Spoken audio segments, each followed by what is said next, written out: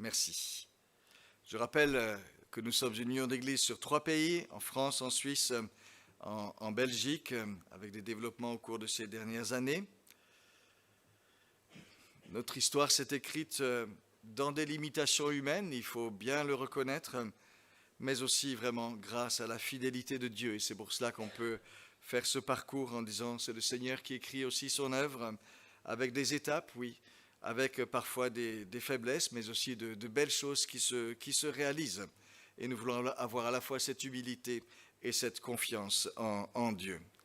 Nous nous souvenons, comme nous l'avons dit, de la somme d'engagement dont nous vivons aujourd'hui. Nous nous souvenons aussi des relais qui ont été pris de génération en génération, qui font que l'œuvre de Dieu continue.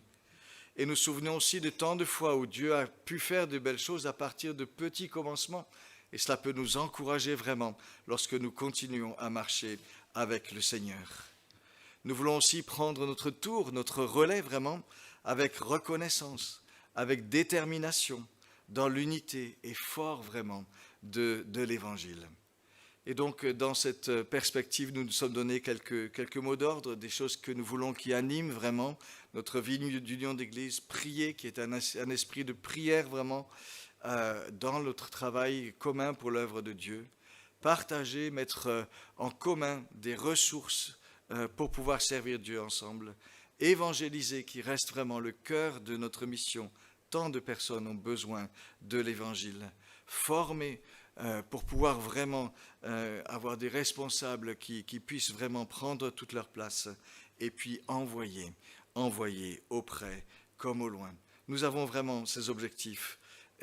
Nous avons quelques rencontres qui sont prévues.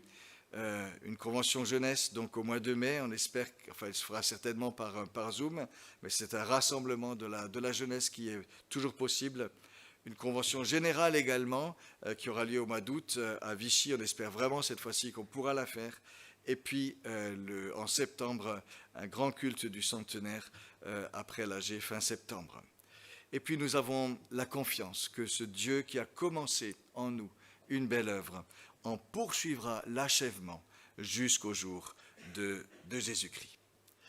Voilà quelques mots rapides pour dire vraiment la façon dont nous envisageons notre vie ensemble en tant qu'union d'église. Et je demanderai maintenant à Henrique Marquez de donner un court témoignage en disant qu'est-ce que peut signifier à un moment donné pour une église particulière d'appartenir à une famille d'église. Et donc ce n'est pas bien sûr un résumé de tout ce que représente notre union d'église pour notre église, mais quelques flashs qu'Henrique a bien voulu nous donner. Merci beaucoup.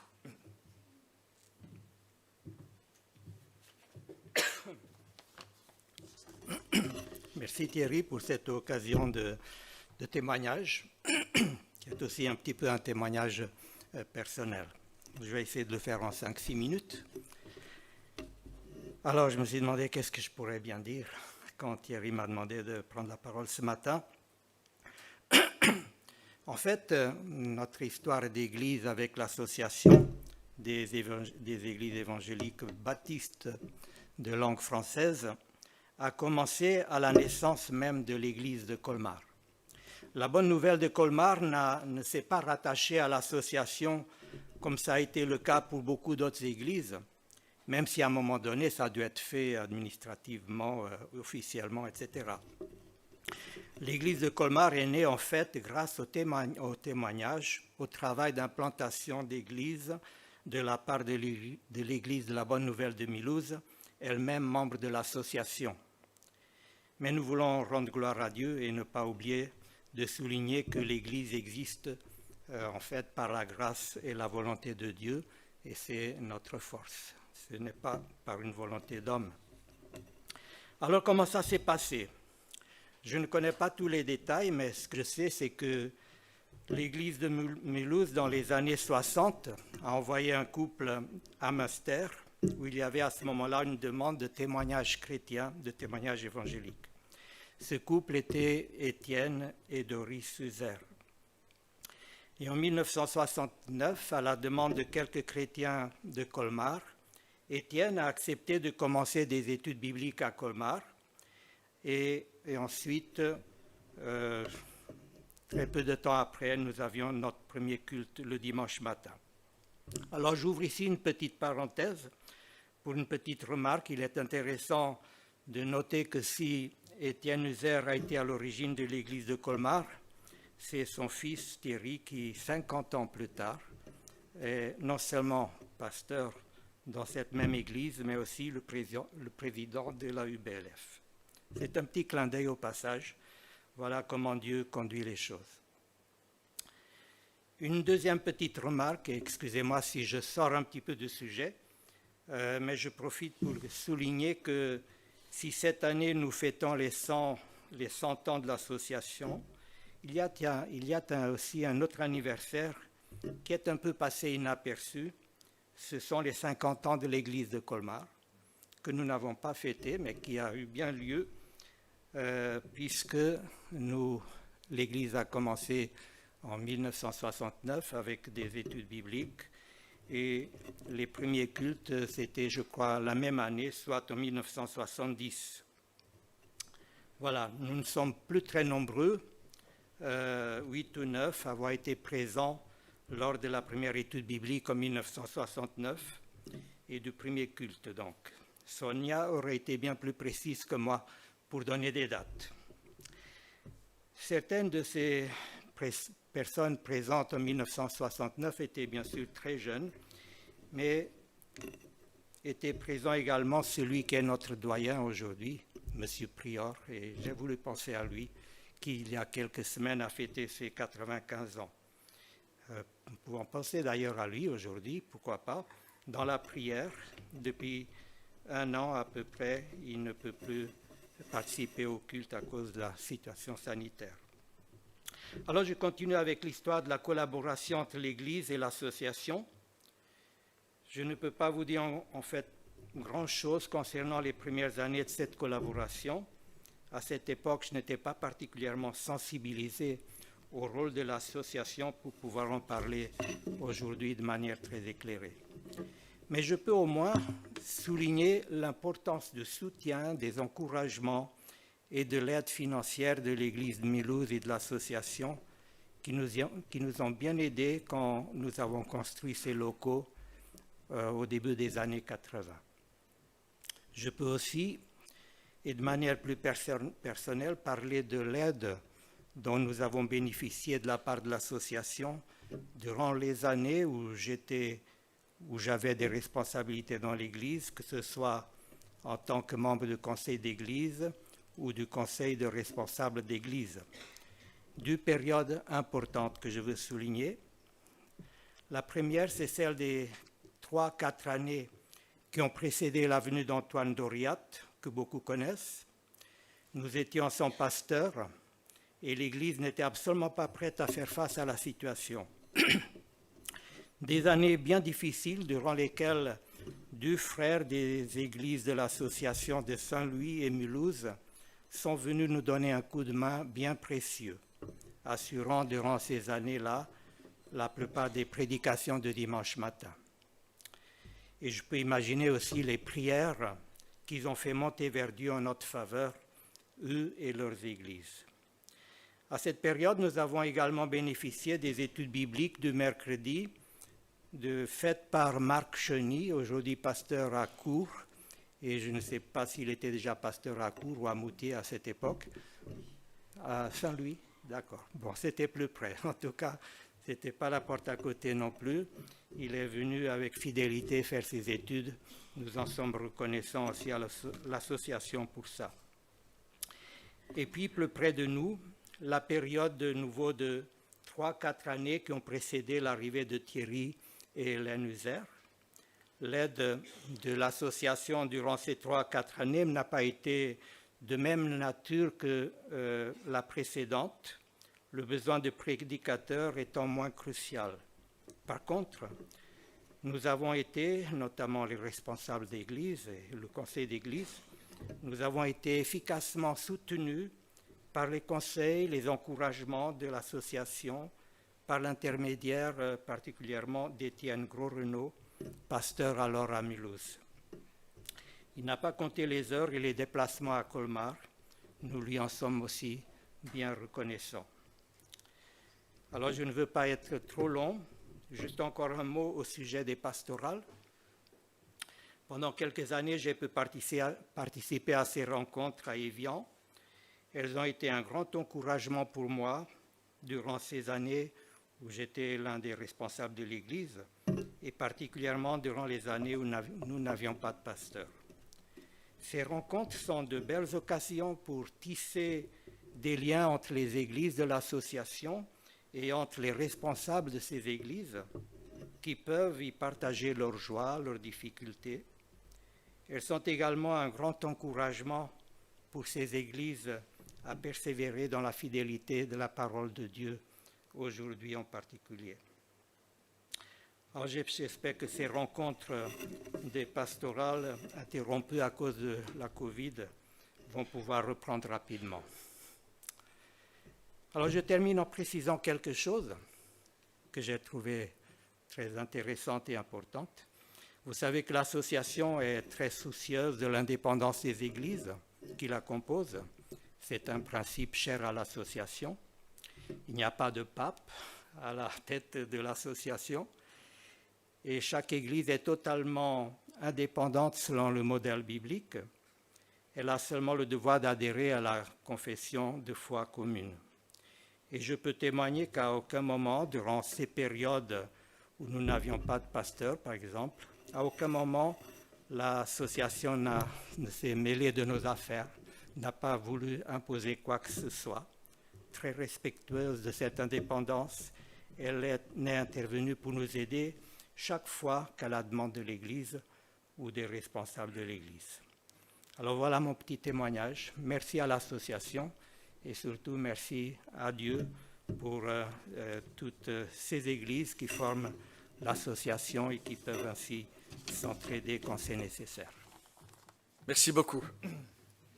Oui, c'est encourageant d'avoir ce rappel, cette trace de ce cheminement ensemble de génération en génération. Et nous sommes vraiment tributaires et au bénéfice plutôt de tout ce qui s'est fait pendant tant d'années.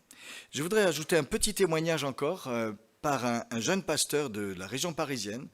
Il y a eu donc dans les années 95 donc un rapprochement entre une union d'églises qui avait pas mal travaillé dans l'Est parisien avec l'association baptiste, et donc il y a un pasteur qui s'appelle Évrard de Ganaï qui est responsable de l'église de Chelles maintenant. C'est une nouvelle implantation qui a commencé il y a quelques années et qui dit comme pour lui ce moment où il y a eu non pas une scission comme ça arrive souvent, mais plutôt un rapprochement. Ça a été pour lui quelque chose qui a beaucoup compté. Alors un petit témoignage rapide qui est donné là. On dit dans les églises de l'Alliance baptiste en région parisienne.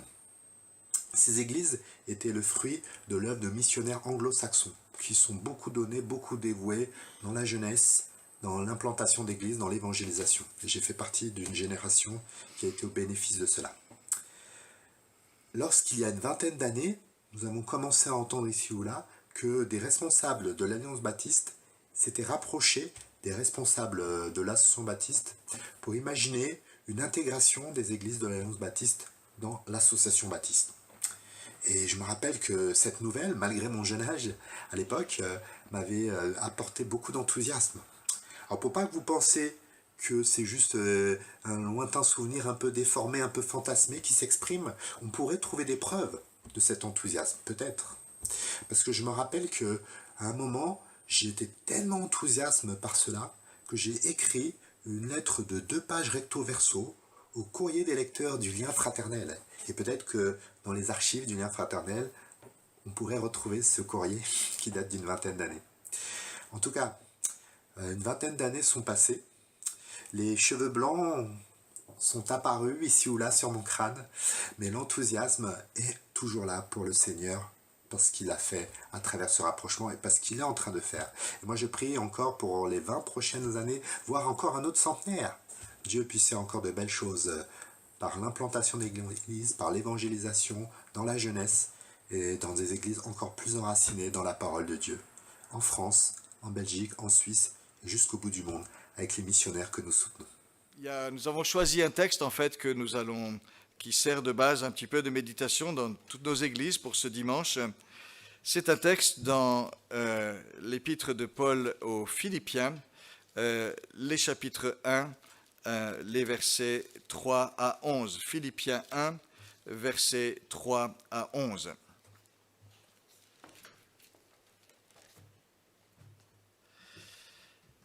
Paul écrit donc aux chrétiens de cette ville de Philippe, « Je rends grâce à mon Dieu toutes les fois que je me souviens de vous.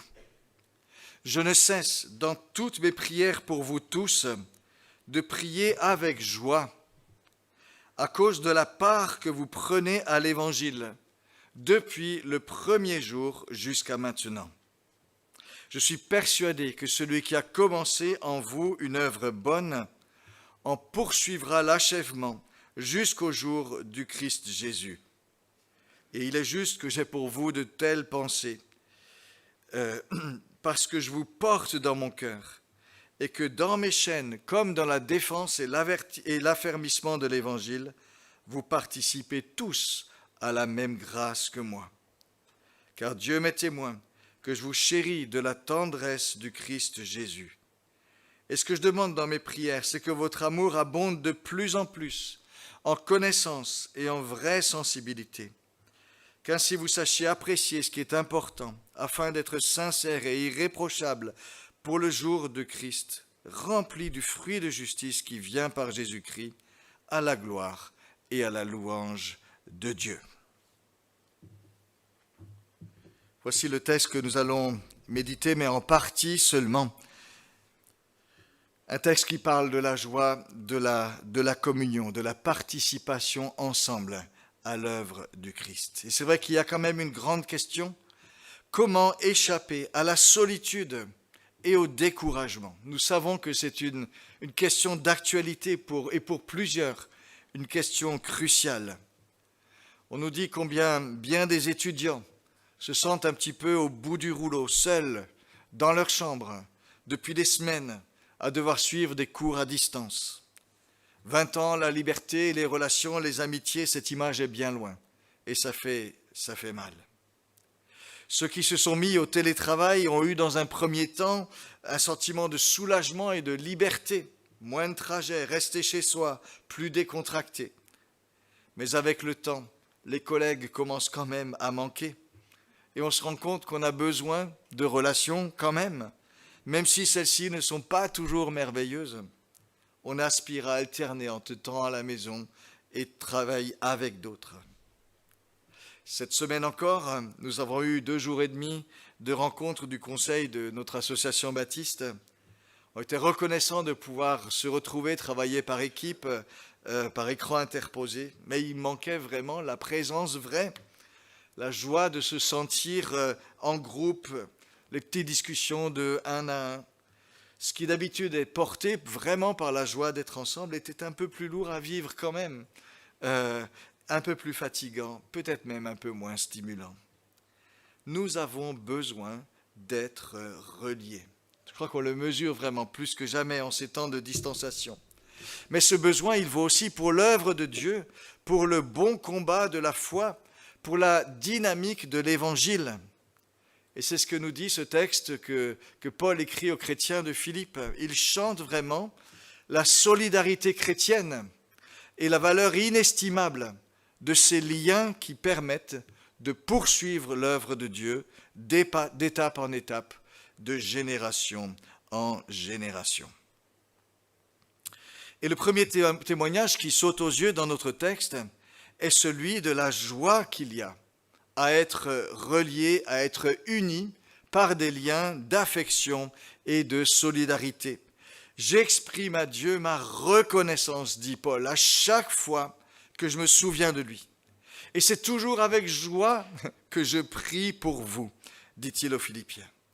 Et c'est vrai que cette lettre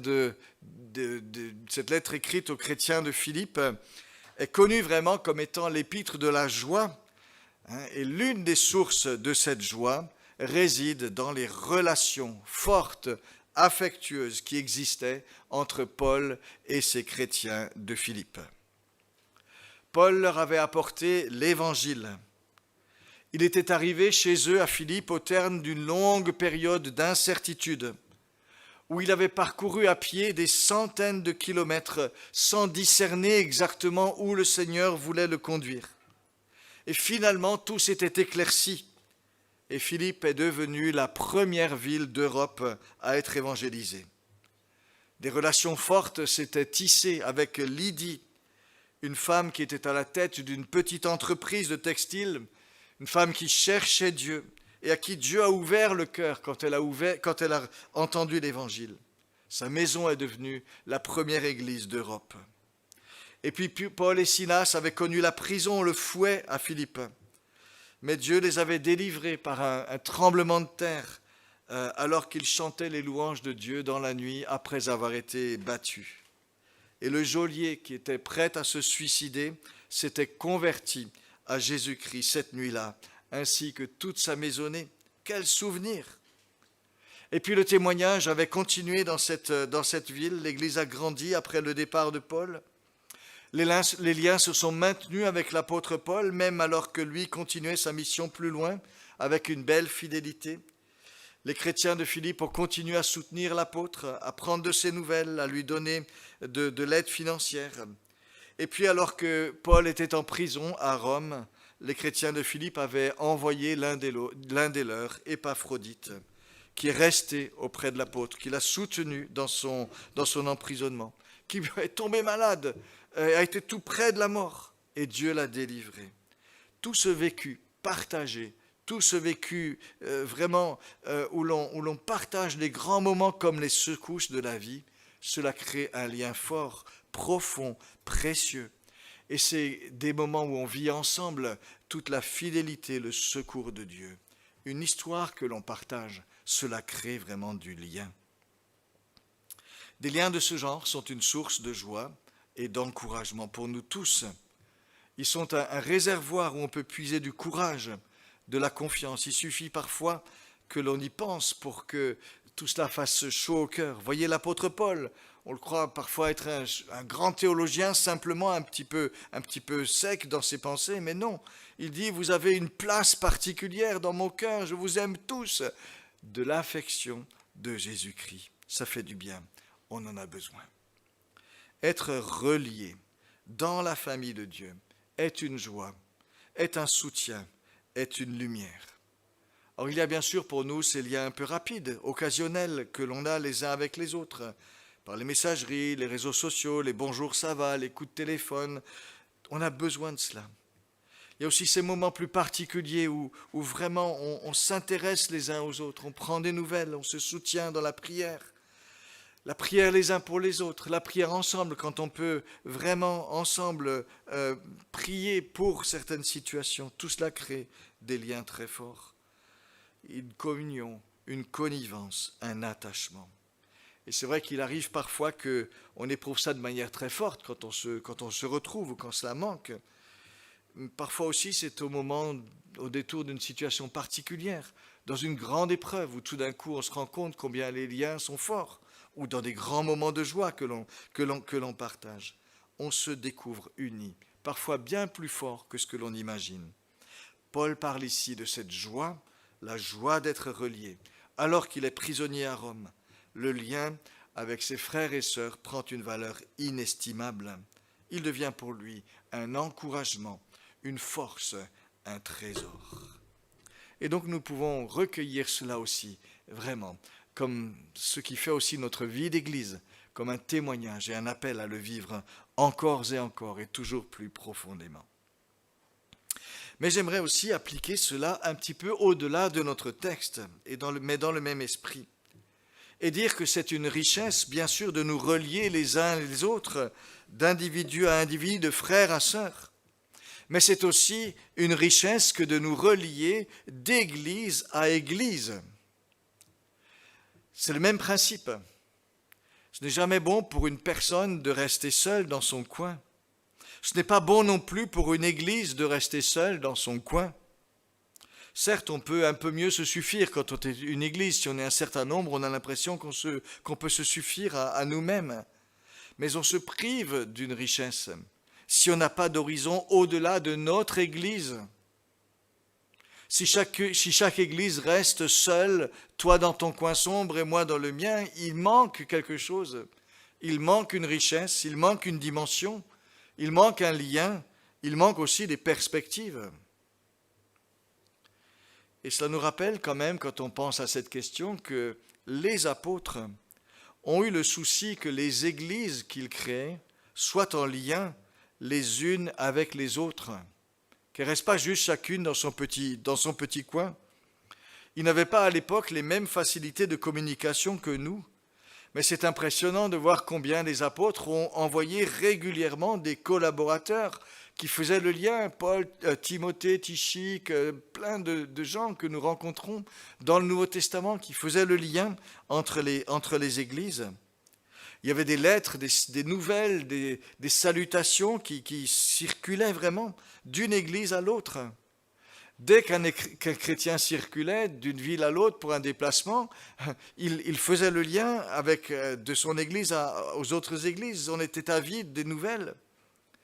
Et si on voit dans les lettres de Paul des salutations de personne à personne, où Paul salue un tel et un tel, qui rappellent que chacun compte dans le peuple de Dieu, on voit aussi qu'il y a des salutations d'église à église dans ces lettres.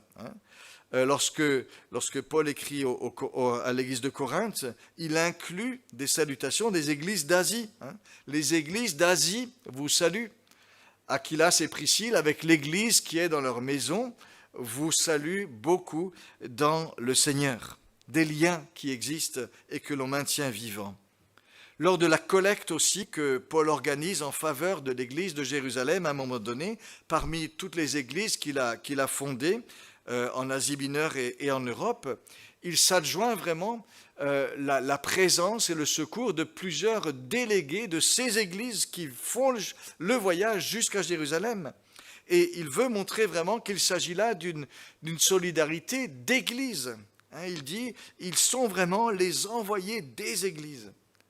Et Paul attend vraiment qu'en retour de cette marque de solidarité, il y ait aussi une solidarité de prière renouvelée entre ceux qui ont reçu et ceux qui ont donné. Il dit, voilà, ceux qui ont reçu, ils prient pour vous aussi avec tendresse à cause de la grâce surabondante que Dieu vous a faite. Donc vous voyez, il y a vraiment ces relations d'église à église auxquelles les apôtres dans le Nouveau Testament, à une période où il y avait moins de moyens de communication, où vraiment se déplacer demandait beaucoup, beaucoup d'efforts, ils ont tenu à faire cela et avec une belle vivacité.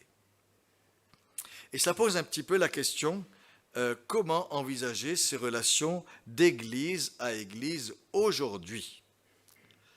Alors je dirais d'abord qu'il ne faut pas diluer la réalité de ce qu'on appelle l'église locale. En essayant d'envisager des relations d'église à église, ne pas diluer la réalité de l'église locale.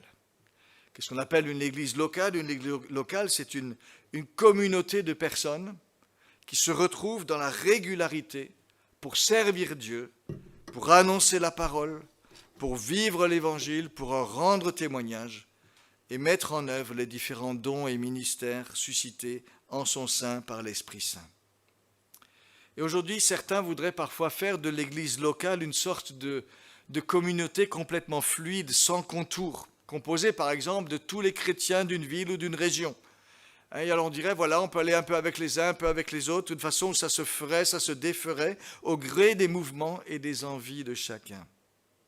Il me semble qu'une telle vision des choses ne rend pas compte des données du Nouveau Testament, qui parle toujours, quand on parle d'une église, d'une communauté existante, avec ses participants, ses ministères, et dont on peut dire qu'elle forme un corps, et à l'intérieur desquels se développent des relations fraternelles stables dans la durée, et où ensemble, vraiment, on témoigne aussi et on s'ouvre aux autres. C'est cela ce que la Bible nous décrit, le Nouveau Testament nous décrit en parlant d'une église. Et c'est vrai que le Nouveau Testament nous parle de l'église unique du Christ, l'église dans son ensemble, tout le peuple de Dieu uni en Jésus-Christ, mais il parle aussi des églises individuelles. Et ces églises sont reconnues comme distinctes les unes des autres. Chaque église localement incarne à son niveau quelque chose de l'église unique du Christ. Et ces églises distinctes sont appelées à vivre dans la communion et dans la solidarité. Donc ne pas diluer cette réalité de l'Église locale, d'une vraie communauté qui est appelée à vivre des choses ensemble, dans l'unité, dans la durée également. Ceci dit, on ne peut pas faire abstraction aujourd'hui du fait que nous nous trouvons en face d'une multiplicité de dénominations. Et quand on pense aux choses aujourd'hui, on doit penser à cette question-là. C'est un fait. Et c'est un fait sur lequel il n'est pas possible de revenir. Si aujourd'hui quelqu'un prétendait fonder maintenant juste l'Église sans dénomination du Christ, sans aucune autre précision, il ne ferait qu'ajouter une nouvelle dénomination à ce qui existe. On est dans ce système où ces choses existent.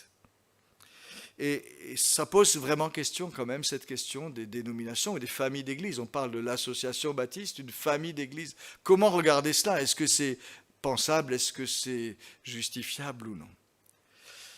La difficulté, c'est que l'unité de l'Église, l'unité du peuple de Dieu, se vit à différents niveaux, en fait. Quels sont les niveaux? Il y a d'abord cette réalité du lien spirituel qui existe entre tous les croyants. Et ça, c'est quelque chose que l'on découvre assez facilement les uns les autres. On le vit régulièrement. Dès qu'un chrétien rencontre un autre chrétien, il y a quelque chose qui passe. C'est quelque chose quand même qui est extraordinaire. Vous allez n'importe où en vacances, vous rencontrez d'autres chrétiens, ça passe.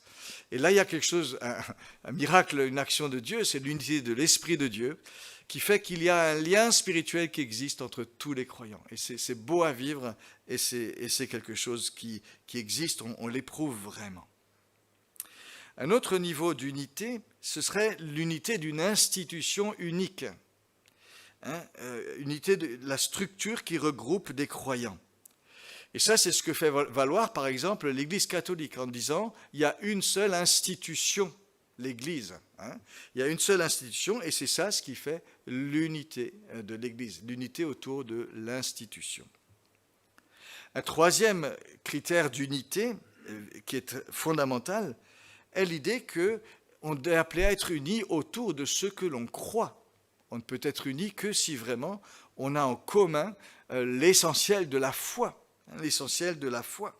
Et ça nous rappelle que l'Église est bâtie sur le fondement de l'enseignement des apôtres, l'enseignement biblique. Éphésiens 2, verset 20, l'Église est bâtie sur l'enseignement des apôtres et prophètes. Ça, c'est vraiment l'unité de ce que l'on croit. Et ça, c'est le principe protestant et évangélique. Des églises se retrouvent dans une même confession de foi. Et on a besoin, pour être unis, de savoir vraiment que l'on partage les fondamentaux de la foi. Et le fait d'être ensemble avec ce partage des mêmes convictions bibliques bien enracinées dans la parole permet aussi une solidarité, permet une communion d'actions, de projets, de structures aussi, parce qu'on sait vraiment qu'on a la base commune. Enfin, certaines églises ajoutent à cela les liens d'une histoire commune, des liens historiques. On a en commun un même fondateur, une même mission. On est le fruit d'une action particulière. On est le fruit d'une même dynamique de réveil ou d'implantation. Et ça compte aussi de dire voilà, parce que on a reçu l'Évangile dans ce cadre-là, on continue. Et Évrard de Ganaï parlait de dire voilà, ces missionnaires qui ont travaillé, puis maintenant on est bénéficiaires de cela et on avance ensemble. Et c'est aussi sur cette base d'une histoire commune qui fait que une union d'église se développe. Quand dans une union d'église on crée de nouvelles églises, automatiquement ça se développe de cette façon-là. On a une histoire commune, Et tout cela, me semble-t-il, mis ensemble, fait qu'il y a plusieurs unions d'églises, plusieurs familles d'églises. Alors certains y voient vraiment le scandale de nos divisions. D'autres, en face, insistent sur la nécessité d'être d'une fidélité biblique à tout prix. Il faut toujours bien évaluer ces choses-là.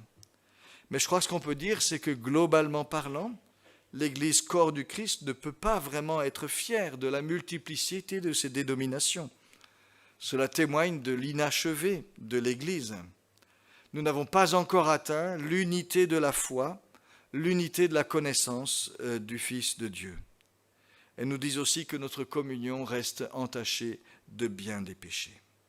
Et cela, je pense qu'il faut le dire quand on réfléchit à cette question-là. Ceci dit, le Nouveau Testament, tout en étant soucieux de l'unité des Églises, montre aussi la légitimité et l'utilité de réseaux de relations. Et on voit comment Paul et ses compagnons ont vraiment développé ces réseaux de relations entre les églises qu'ils ont fondées. Il y avait là des liens entre ces églises qui avaient été fondées, qui permettaient de développer des relations beaucoup plus régulières, de s'unir aussi dans certaines actions. Et il est légitime donc d'avoir des réseaux avec des liens plus privilégiés qui vont au-delà du simple niveau local. Et certainement que les églises fondées par l'apôtre Paul et ses compagnons avaient plus de liens entre elles qu'avec les églises fondées par Pierre ou par Thomas s'il est allé en Inde. Mais en même temps, tout en disant qu'il y a ces réseaux de relations qui ont vraiment leur utilité et qui sont bons pour l'œuvre de Dieu, en même temps, les apôtres ont veillé à toujours manifester l'unité globale de l'Église. C'est pour ça que Paul organise la collecte pour Jérusalem dans les églises qu'il a fondées. C'est ainsi que Jean peut, à la fin du 1er siècle, continuer l'œuvre commencée par Paul et par Timothée à Éphèse. C'est ainsi que Paul peut visiter l'église de Rome qu'il n'a pas fondée. Et en tout cas, les apôtres refusent fermement que l'on dise « Moi je suis de Paul, moi je suis de Pierre, moi je suis d'Apollos, moi je suis du Christ. » Alors comment dire, que faire comme synthèse de tout cela ? Oui, on peut dire que c'est une richesse qu'il y ait des réseaux de relations privilégiés, où l'on peut développer des projets communs, où l'on peut mutualiser des moyens, prier ensemble, s'encourager à faire l'œuvre de Dieu et agir ainsi au-delà de notre simple frontière de petite église locale. Et c'est ce que peut apporter une famille d'église, mais à condition que l'on ne s'y enferme pas, par rapport à d'autres relations fraternelles, que ce soit dans les collaborations toutes proches ou que ce soit dans des collaborations plus larges au niveau d'un pays.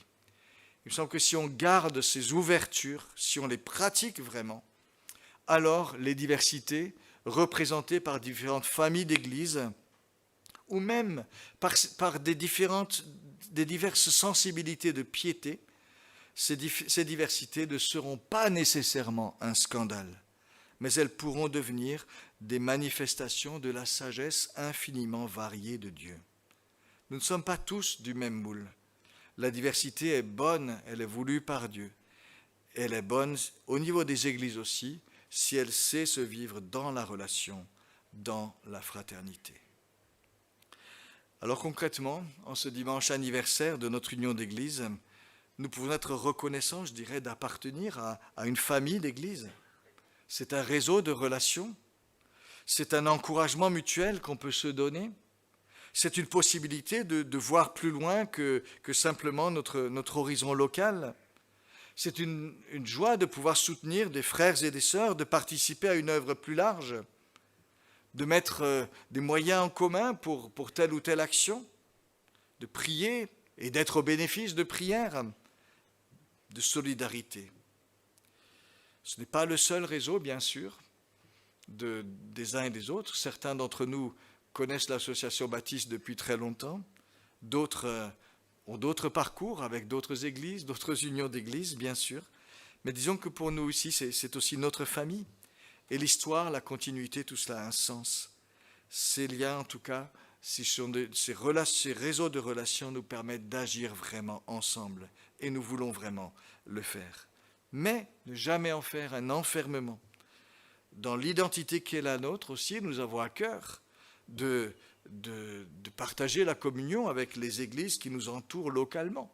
Nous aimons ici à Colmar nous retrouver, nous aimons prier les uns avec les autres, les uns pour les autres, prendre à cœur la situation de telle église sœur et vraiment prier ensemble. Et tout cela est bienfaisant. Et je dirais qu'en plus aujourd'hui, avec la multiplication des cultes en ligne, certains d'entre nous ont doublé ou ont triplé leur nourriture spirituelle, en allant ici, là, ailleurs. Bon, merci Seigneur, ça nous enrichit, ça nous rend enrichis. Dieu soit vraiment béni pour tout cela. En tout cas, l'apôtre Paul témoigne dans ce texte du bienfait qu'il y a à être bien reliés. Ne nous privons pas de ce lien, que ce soit dans l'Église ici ou que ce soit plus loin. Mettons en œuvre vraiment ce lien richement. Voyons l'œuvre de Dieu plus largement aussi que simplement notre petit cercle à nous. Intéressons-nous plus loin, relions-nous plus loin. Résistons au nombrilisme ecclésial, à une vision de Dieu, de l'œuvre de Dieu qui serait confinée chez nous. Laissons-nous porter au-delà de nos petites frontières. Mais l'apôtre Paul, dans notre texte, ne parle pas simplement d'être bien relié. Et sa joie, sa reconnaissance, c'est la façon dont les chrétiens de Philippe non seulement sont reliés par un lien d'affection, mais vraiment prennent part à l'Évangile. Ils manifestent de vraie solidarité pour l'Évangile. Et il le dit vraiment 2 fois à ces chrétiens de Philippe. Vous prenez part à l'Évangile depuis le premier jour jusqu'à maintenant. Vous prenez une part active à la grâce que Dieu m'accorde, que ce soit dans la défense ou dans l'affermissement de l'Évangile. Et là, on se rend compte qu'on a une chance immense. Nous pouvons participer à quelque chose de plus grand, participer à quelque chose de plus large, par le soutien, par la prière, par l'action concrète. Et nous pouvons être enrichis par cette participation et par ce que d'autres nous offrent.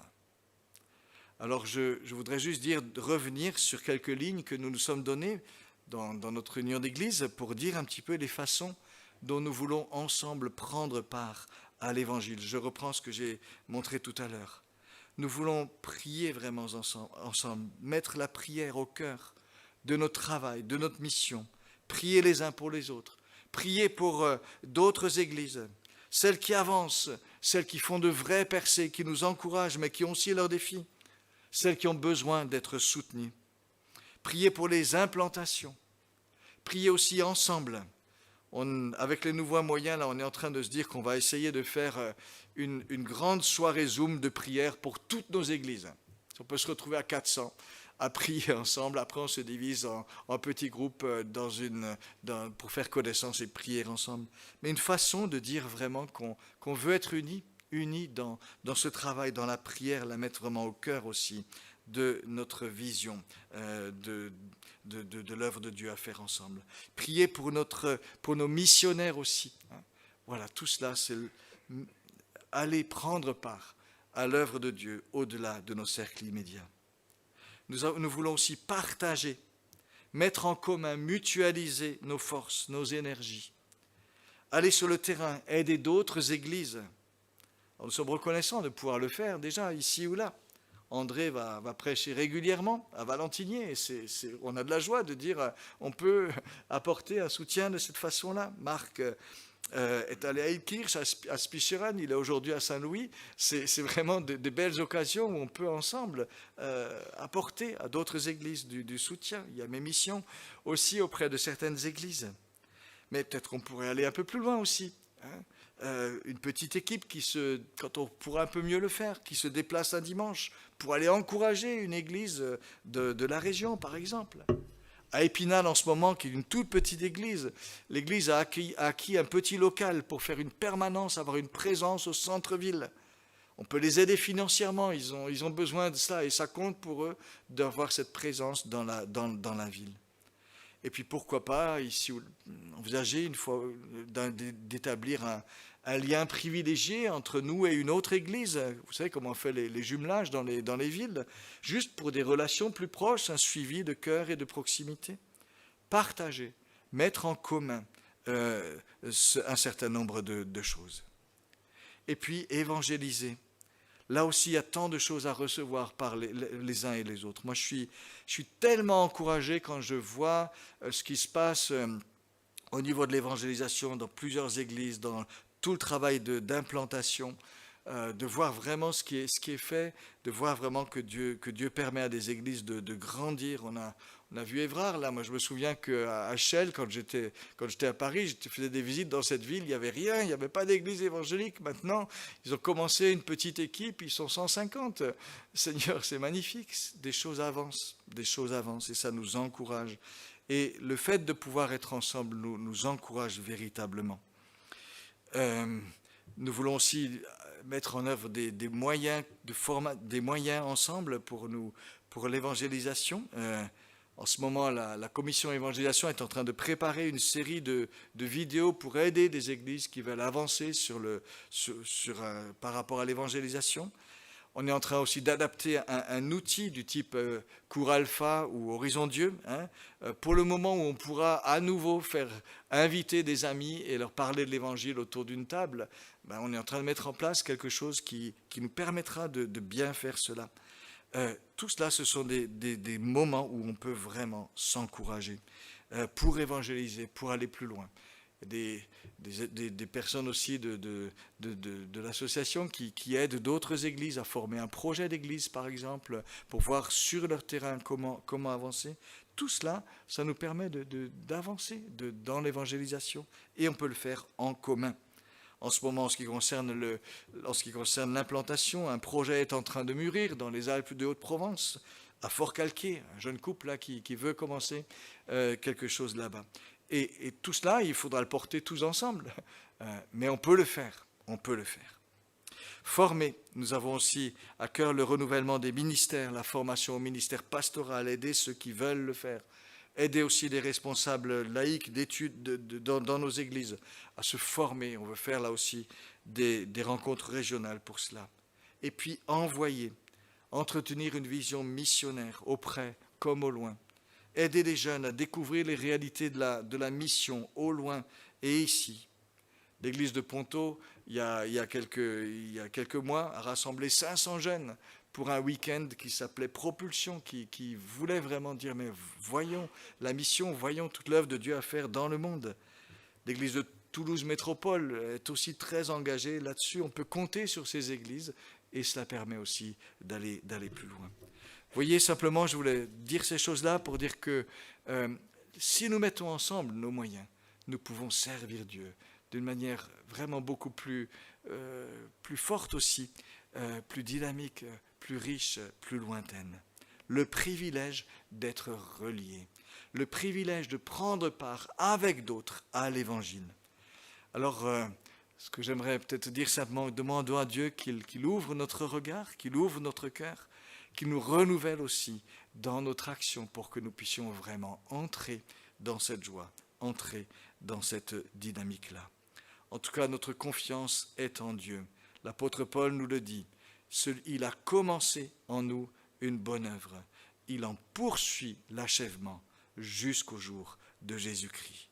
Laissons-nous former, laissons-nous transformer et entrons dans cette œuvre que Dieu prépare pour nous. Amen.